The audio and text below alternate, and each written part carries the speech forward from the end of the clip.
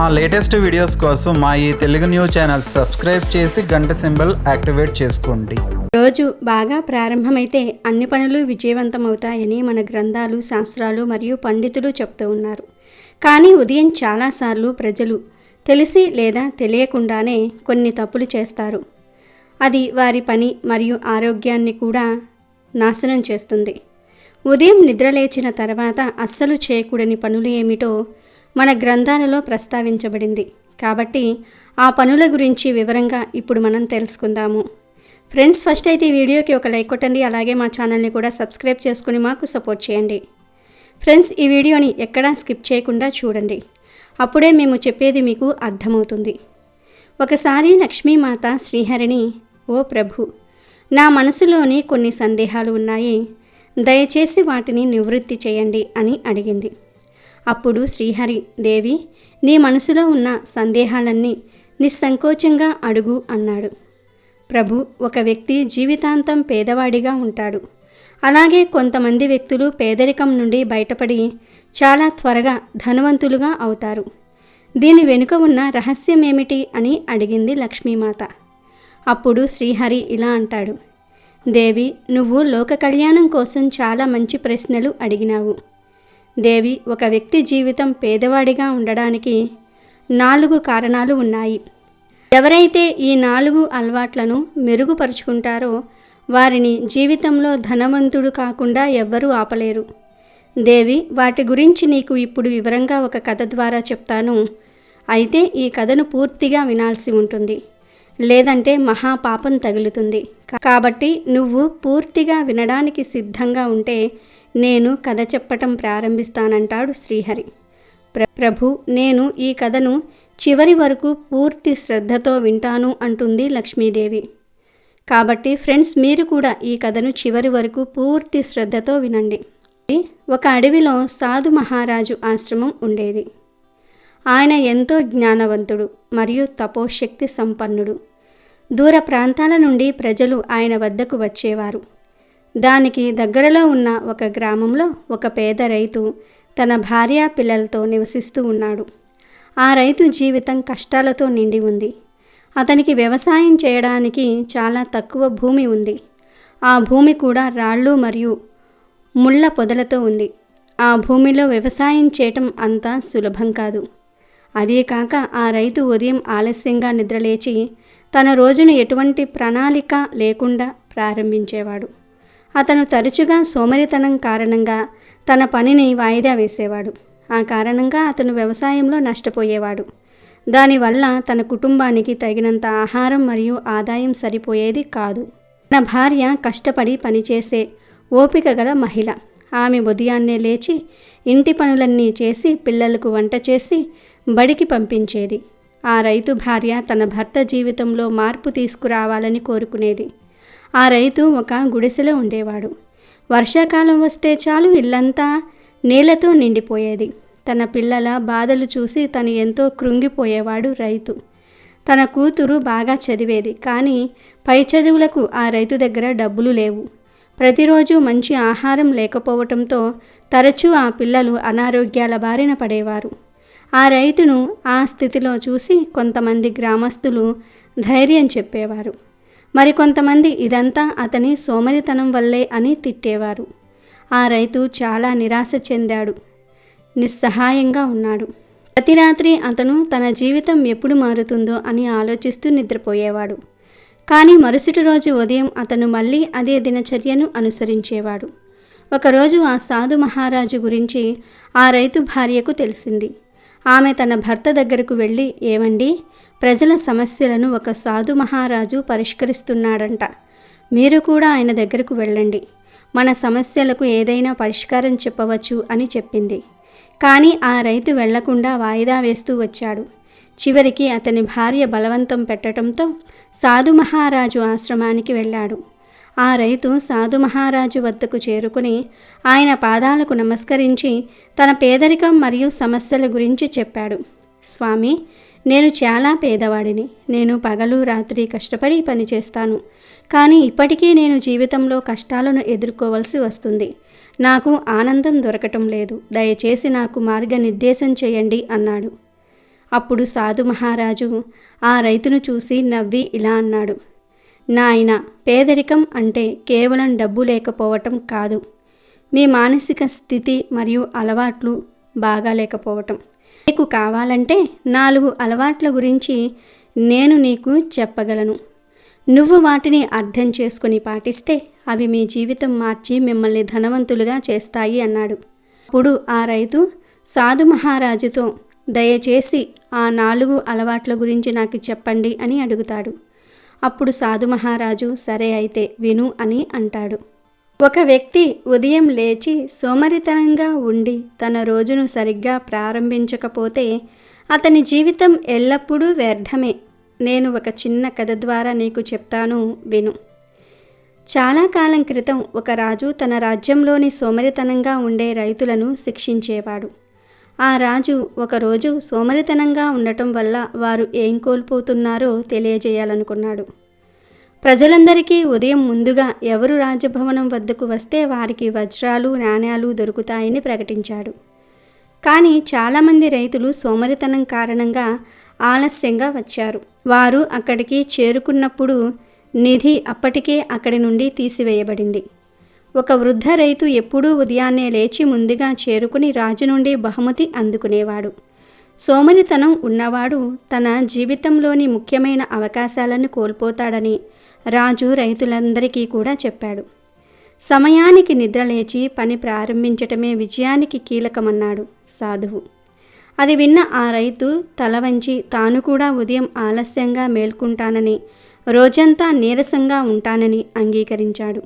అప్పుడు సాధు మహారాజు అతనికి ఉదయాన్నే నిద్రలేచి రోజును ప్రారంభించమని సలహా ఇచ్చాడు. నాయనా, 2వ అలవాటు ఏమిటి అంటే ప్రతికూల ఆలోచన. ఒక వ్యక్తి ఉదయం నిద్రలేచిన వెంటనే ఆందోళన కలిగించే ఆలోచనలను చేస్తే అతని మనసులో భయం మరియు అసంతృప్తి ఉంటుంది.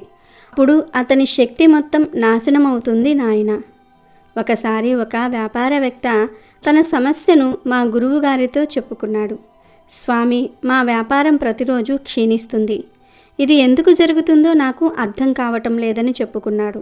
అప్పుడు మా గురువు గారు అతన్ని ప్రతిరోజు ఉదయం తన ఆలోచనలను గమనించమని చెప్పాడు. అతను ఒకరోజు వ్యాపారవేత్తకు ఫోన్ చేసి తెల్లవారక ముందే మరో గంటలో మీరేమి ఆలోచిస్తున్నారని అడిగాడు. దానికి వ్యాపారవేత్త, ఈరోజు కూడా నష్టం జరుగుతుందని నేను అనుకుంటున్నాను అన్నాడు. కనుక ఉదయాన్నే నెగిటివ్ ఆలోచనలను చేయకూడదు. ఈరోజు కలిసి రాదు, ఆ పని జరగదు, ఈ పని జరగదు అని ఉదయాన్నే ఆలోచించకూడదు. అలాంటి నెగిటివ్ ఆలోచన వలన రోజంతా నెగిటివ్గా అస్తవ్యస్తంగా ఉంటుంది. సాధు మహారాజు ఇంకా ఇలా అన్నాడు.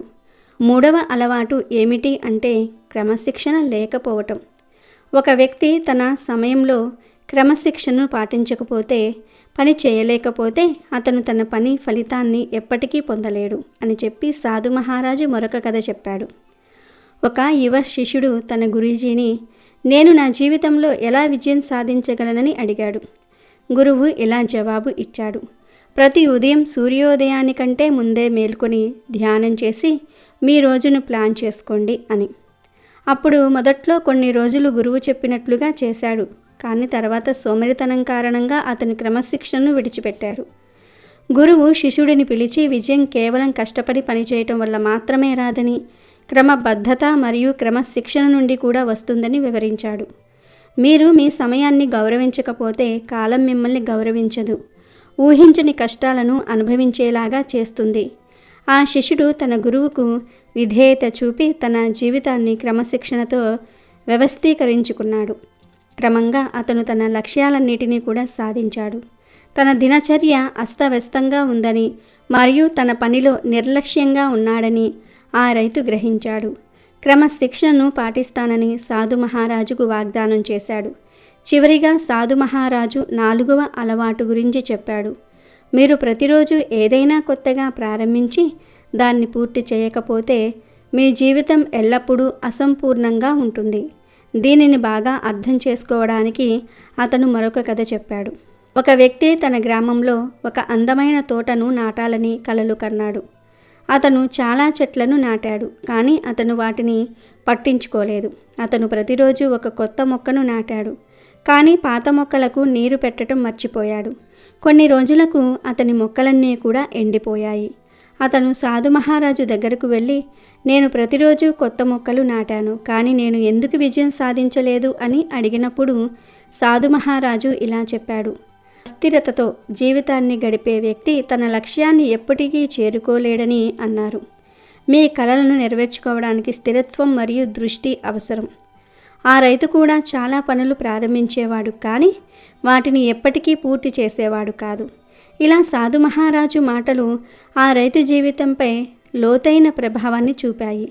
అతను తన ఉదయపు అలవాట్లను మార్చుకోవాలని నిర్ణయించుకున్నాడు. సాధు మహారాజుకు వాగ్దానం చేశాడు, ఈ రోజు నుంచి నా అలవాట్లు మార్చుకుంటాను అని. ఇప్పుడు అతను ఉదయాన్నే నిద్రలేచి పూర్తి అంకిత భావంతో తన రోజును ప్రార్థనతో ప్రారంభించాడు. మరియు ధ్యానం అతనికి మానసిక ప్రశాంతతను ఇచ్చింది. అతని ఆలోచన సానుకూలంగా మారింది.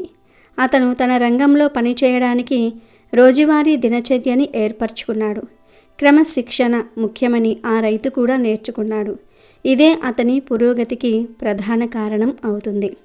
ప్రతిరోజు తన పొలంలో 8 గంటలు పనిచేయాలని, ఆ తరువాత తన కుటుంబంతో సమయం గడపాలని అతను నిర్ణయించుకున్నాడు. వారంలో కొంత పంటను నాటడం లేదా తన ఇంటిని శుభ్రం చేయటం వంటి చిన్న లక్ష్యాలను నిర్దేశించుకున్నాడు. ప్రతిరోజు తన లక్ష్యాన్ని నెరవేర్చుకోవటంలో నిమగ్నమయ్యాడు. క్రమంగా ఆ రైతు జీవితంలో మార్పులు చూడటం ప్రారంభించాడు. అతని పంట బాగా పండటం ప్రారంభమయ్యింది.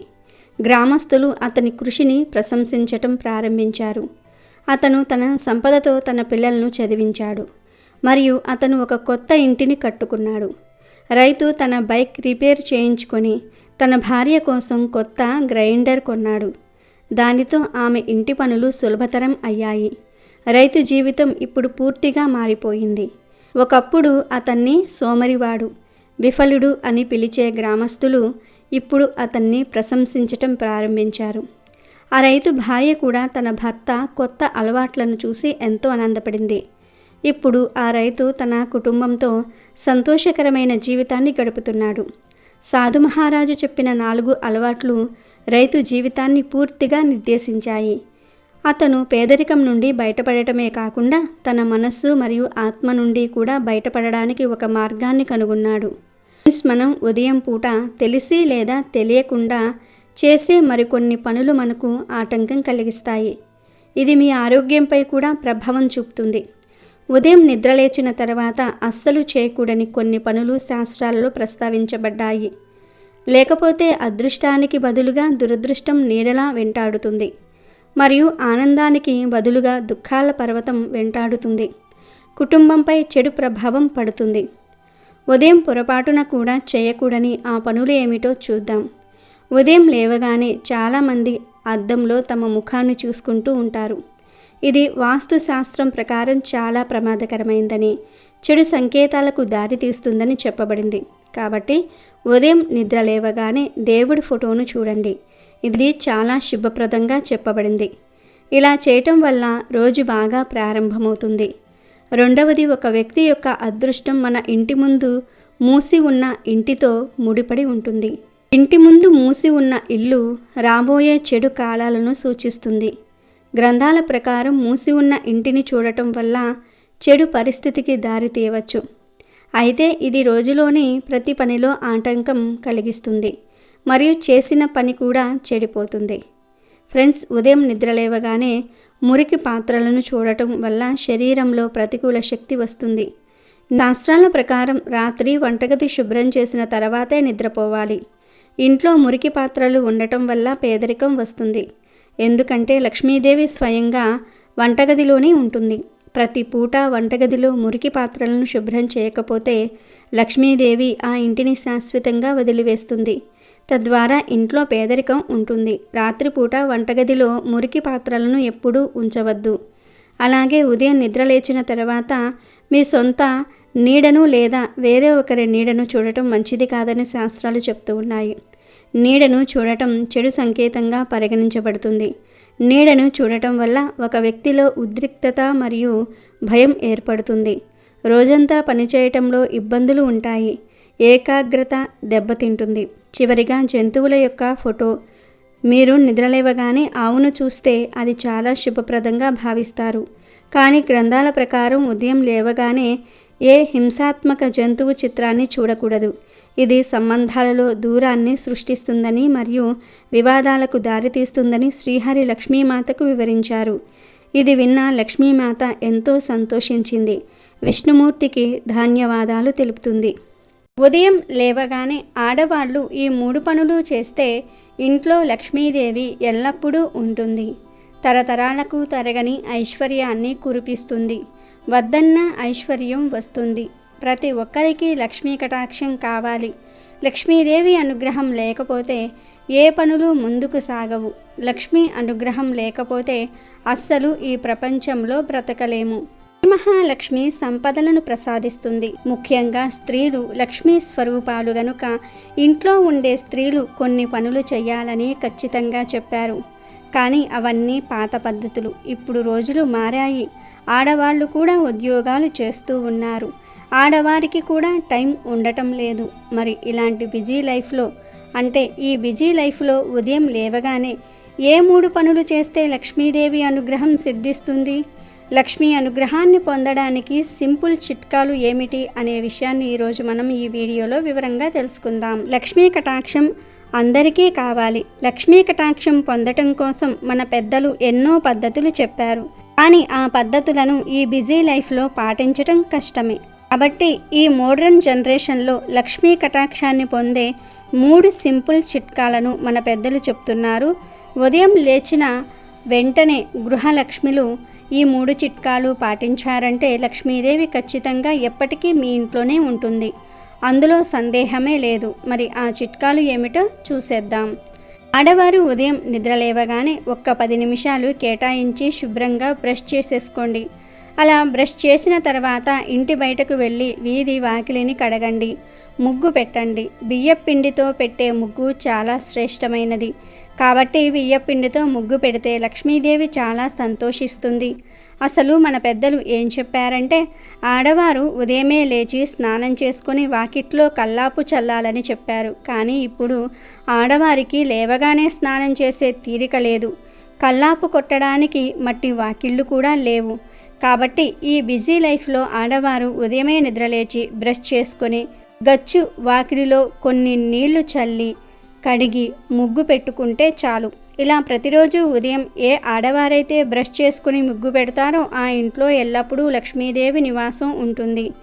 ఇక రెండవ పని ఏమిటంటే ఆడవారు ఇలా ఉదయమే ముగ్గు పెట్టేసిన తర్వాత వంటగదిలోనికి వెళ్ళి టీ, కాఫీ ఇలా ఏదో ఒకటి చేస్తారు కదా. అలా టీనో కాఫీనో ఏదో ఒకటి పెట్టుకోండి. కానీ పెట్టుకునే ముందు గ్యాస్ పొయ్యికి పసుపు కుంకుమతో బొట్లు పెట్టండి. ఆ తరువాత కాఫీ, టీలు తయారు చేసుకోండి. ఇక మూడవ పని ఏమిటంటే ఆడవారు ఈ 2 పనులు చేశాక లేదా మీ ఇంట్లో పనులన్నీ చేసేసిన తర్వాత తులసి మొక్కకు 1 గ్లాసుడు నీళ్లు పోయండి చాలు. తులసి మొక్కకు పెద్ద పెద్ద పూజలేమీ చేయనవసరం లేదు. జస్ట్ గ్లాసుడు నీళ్లు పోయండి చాలు. ఎందుకంటే జీవితాలు ఎంత మోడర్న్గా మారిపోయినా ఆడవాళ్ళు ఈ 3టిని వదలకూడదని శాస్త్రం చెప్తోంది. ఈ 3 పనులు చేయటం వలన ఇల్లు క్షేమంగా ఉంటుంది. ఇంటి క్షేమాన్ని కోరుకునే స్త్రీ ఈ 3 పనులు ఖచ్చితంగా చెయ్యాలి. అయితే కొంతమంది ఆడవాళ్లకు ఈ 3 పనులను పని మనుషులతో చేయించవచ్చా అనే సందేహం రాకుండా ఉండదు. ఒక్క విషయం గుర్తుపెట్టుకోండి, ఇంటి క్షేమం కోరుకునే స్త్రీలు మాత్రమే ఈ పరిహారాన్ని చెయ్యాలి. గృహలక్ష్ములు మాత్రమే ఈ పనులు చెయ్యాలి. పని మనుషులతో చేయిస్తే ఫలితం వారికి పోతుంది, కానీ మీకు రాదు. కనుక ఆడవారు ఉదయం లేవగానే ఈ 3 పనులు మర్చిపోకుండా చెయ్యండి. ప్రతిరోజు ఈ 3 పనులు చేస్తే ఖచ్చితంగా ఎప్పుడూ లక్ష్మీదేవి మీ ఇంట్లోనే ఉంటుంది, ఐశ్వర్యాన్ని కురిపిస్తుంది. కాబట్టి ఆడవారు ఉదయం నిద్ర లేవగానే మీరు ఎంత బిజీగా ఉన్నా సరే ఈ 3 పనులు వదలకుండా చెయ్యండి. అప్పుడే మీ ఇల్లు లక్ష్మీ నివాసంగా మారుతుంది. లక్ష్మీదేవి మీ ఇంట్లో ఉంటుంది. వీడియో నచ్చితే లైక్ చేయండి, షేర్ చేయండి, బట్ సబ్స్క్రైబ్ చేసుకోవడం మర్చిపోవద్దు.